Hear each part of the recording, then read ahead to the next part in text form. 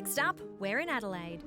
We're here in beautiful Adelaide in a tree-lined street with cottages that typify those fantastic stone facades that we expect to see. But there is nothing traditional about this home. Inside, we've got an explosion of texture and contrast, plus very high-end finishes. You are going to love this house.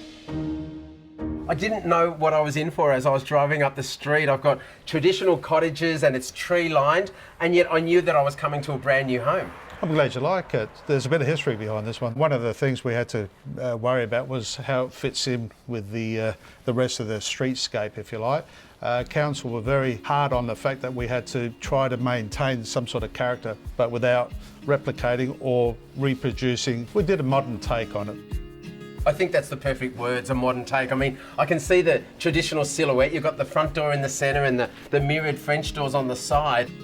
I particularly love the bricks. Tell me about the choice of these ones. We looked through all the PGH choices, and this was probably the closest that sort of emulate slate, because that was a predominant feature in this area. And I think the brick has a certain elegance. I'm actually familiar with the Morada range of bricks by PGH. They've got that beautiful, rich texture. The front of the home looks stunning. I can't wait to have a look inside. Let's go. Please come in. Welcome. Yeah.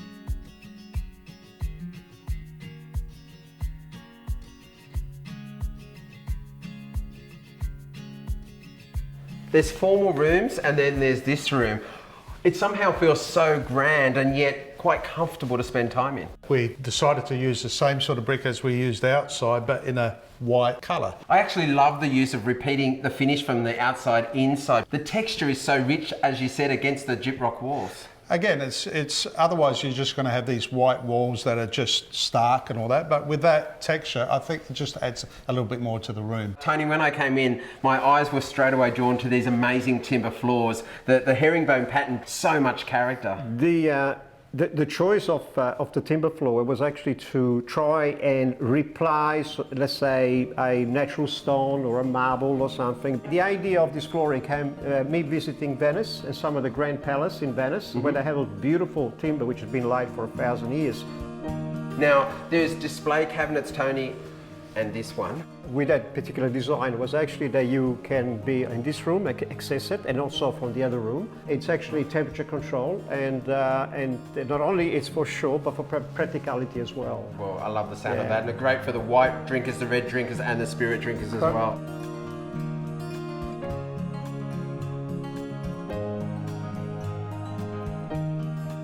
Well, this is the epitome of open living. We've got the lounge, kitchen and dining, but you've cleverly repeated those square columns to let the dining room still feel formal. Correct. What we try to do is take some of that feature from there, put it in here, create a separation between the two.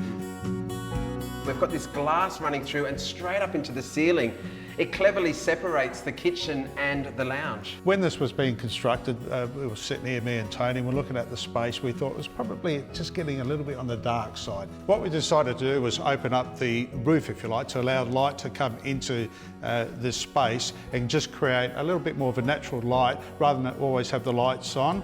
And I think from that you can see that it does really lighten up the space quite well. Well, it does it really well. I think it's incredibly successful. It also makes me feel like I'm a little bit inside, outside. Yeah. I do like, as I look up here, Tony, that I can actually see the second story of the house. Now, this is set back from the street quite a bit. As a council requirement, you're not allowed to build typical two-story. So the two-story is set right back and purely to serve 3 bedrooms. When we looked from the outside of the house, we talked about sculptural elements. You've got the sculptural front fence and you've actually got sculptures throughout the house. In the centre of your home, other people call it a kitchen island, but I think we've got another sculpture. It's very grand. We wanted an island bench, which was a little bit different. As you know, most island bench actually are surrounded by bar stools. We wanted a work of art. The finish of that island bench, there's only one word to describe it. We think it's a sexy island bench. I think it's sexy too. Yeah, I reckon it is. Yeah. And you've got this very impressive wall of floor-to-ceiling glass that just drags you outside to the entertaining area. Yeah, the concept of that obviously was to open inside to out, if you like.